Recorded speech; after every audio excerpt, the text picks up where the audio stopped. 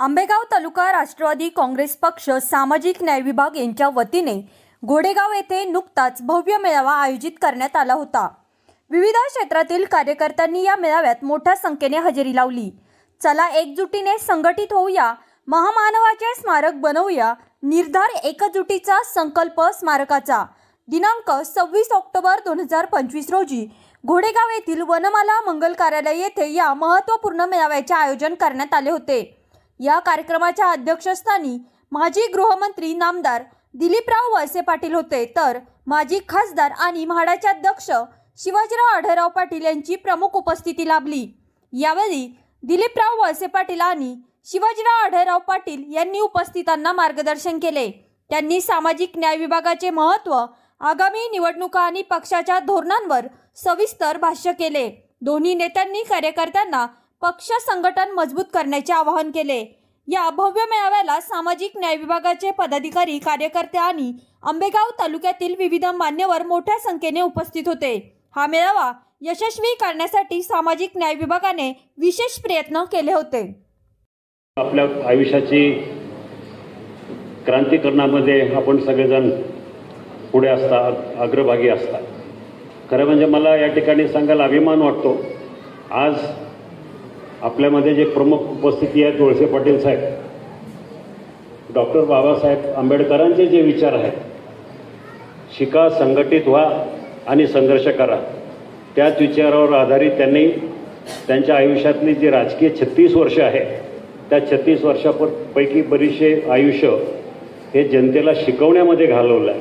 आज महत्त्वाचं engineering college आहे, पॉलिटेक्निक आहे, उच्च तंत्र शिक्षण खात्याचा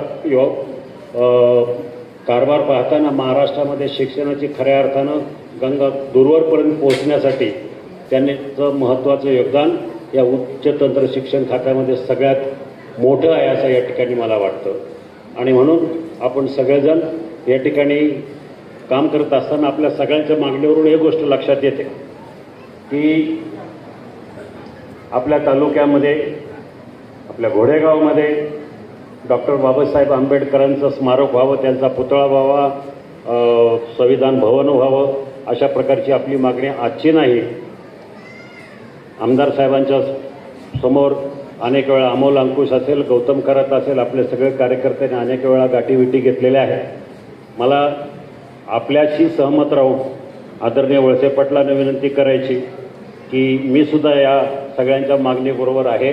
आपण लवकरात लवकर त्यांची मागणी मान्य करावी, ही माझ्या दृष्टीने अतिशय महत्त्वाची बाब आहे। एक गोष्ट मला अभिमानानं सांगावंसं वाटतं, मी 15 वर्ष लोकसभेमध्ये खासदार म्हणून काम करत असताना मला अभिमान वाटायचा की आज जी वास्तू आहे, आज ज्या कायद्यानुसार आम्ही लोकसभेमध्ये काम करतो, आज जे संविधान आहे, आज जी घटना आहे, त्या घटनेनुसार लोकसभा चालते, त्या घटनेनुसार राज्य चालतं, त्या घटनेनुसार देश चालतो। ते डॉक्टर बाबासाहेब आंबेडकर हे नुसते महाराष्ट्राचे नसून संपूर्ण जगाचे डॉक्टर बाबासाहेब आंबेडकर अभिमान वाटण्यासारखे आहे। आज त्यांच्यामुळेच लोकसभेमध्ये 543 खासदारापैकी 84 खासदार हे फक्त आपल्या दलित समाजाचे त्या ठिकाणी निवडून येतात, तेवढं आरक्षण आहे। महाराष्ट्रामध्ये 48 पैकी 3 खासदार हे आपल्यासाठी, आपल्या दलित समाजासाठी त्या सीट राखीव आहेत।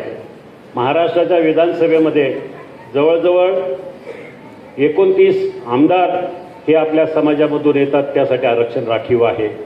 आणि त्याही पुढे जाऊन मला सांगावंसं वाटतं, डॉक्टर बाबासाहेब आंबेडकरांनी दिलेल्या शिकवणीचा फायदा म्हणून आज भारताच्या सगळ्या भागामध्ये जर बघितलं तर प्रशासकीय सेवेमध्ये जवळजवळ 250 IAS अधिकारी आज कार्यरत आहे संपूर्ण देशभर। 250 हे अभिमान वाटण्यासारखी गोष्ट आहे। म्हणून डॉक्टर बाबासाहेब आंबेडकरांचे उपकार फक्त आपल्यावरच नाही, फक्त भारत देशावरच नाही, संपूर्ण जगाच्या पाठीवर आजही त्यांना मानणारे लोक समाज खूप मोठा आहे। म्हणून आज आपली जी मागणी आहे ती अतिशय योग्य आहे। आपल्या सगळ्यांना मला विनंती करायची की ही मागणी वळसे पाटील साहेबांनी आपल्या सगळ्यांच्या विनंतीला मान राखून मान्य करावी। दृष्टिकोनातून समाजाला न्याय देण्याच्या दृष्टिकोनातून जी भूमिका घेतली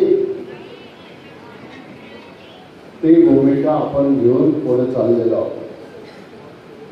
आयुष्यभर आपण ती भूमिका जपलेली आहे.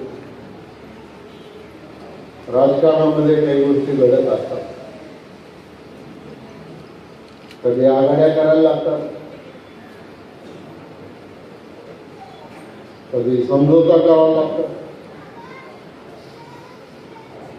आणि नेते विखुरले जातात. आज डॉक्टर बाबासाहेब आंबेडकरांनी ज्या रिपब्लिकन ऐक्याच्या संदर्भामधली भूमिका घेतली होती, केवळ आपल्या नेत्यांमध्ये मेळ राहिला नाही. मग प्रकाश आंबेडकर साहेब एका बाजूला गेले, रामदासजी आठवले दुसऱ्या बाजूला गेले आणि आज आपले समाजातले आणखी काही नाव आहेत. हे लोक केवळ आपल्यामध्ये ऐक्य राहिलं नाही, ऐक्याचा विचार राहिला नाही, म्हणून आपण विभागला गेलो. आणि आपण जेव्हा एक असतो ना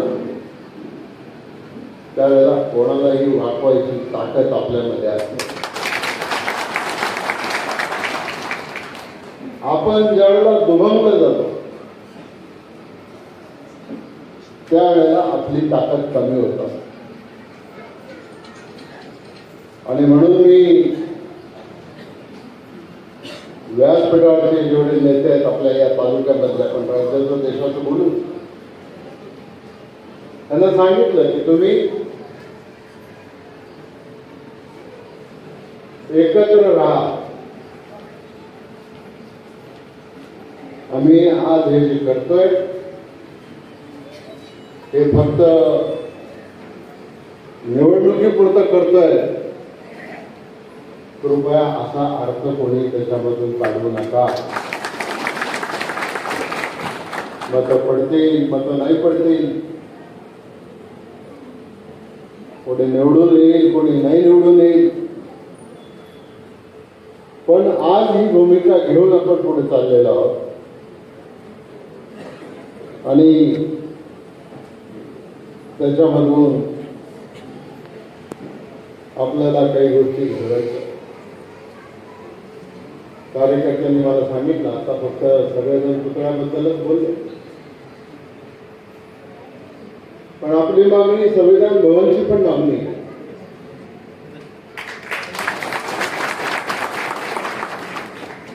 आपली मागणी स्पर्धा परीक्षा केंद्राच्या संदर्भात पण मागणी आहे. आपली मागणी मेडिटेशन सेंटरच्या संदर्भातली पण मागणी आहे. आणि आपली मागणी मुला मुलींच्या वसतिगृहाच्या संदर्भात सुद्धा मागणी आहे. आणि या सगळ्या गोष्टी आपल्याला ज्यावेळेला पूर्ण करायच्या आहेत त्यावेळेला निश्चित प्रकारे आपल्याला एकत्रितपणाने राहावं लागेल. पूर्वीचा इतिहास पाहिला तर रयतेचा राजा छत्रपती शिवाजी महाराज आणि त्यांचे सगळे सहकारी, त्याच्यामध्ये सुद्धा आपल्या समाजामधले लोक हे त्या ठिकाणी त्यांच्या बरोबर होते.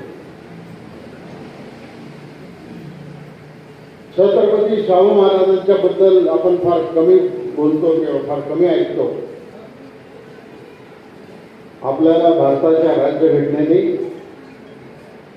आरक्षण जरी 1950 साली दिलेलं असेल, पण शाहू महाराजांनी मागासलेल्या समाजाला आरक्षण देण्याचं काम 1902 सालामध्ये केलं.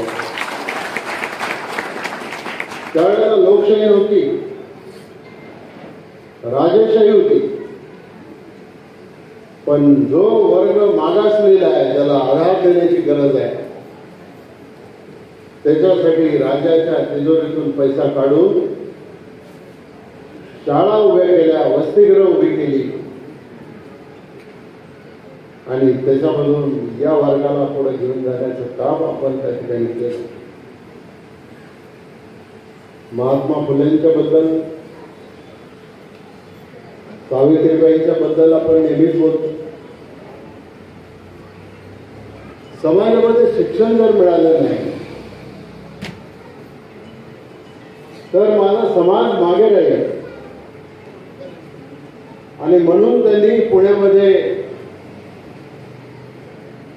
मुलींची शाळा काढली.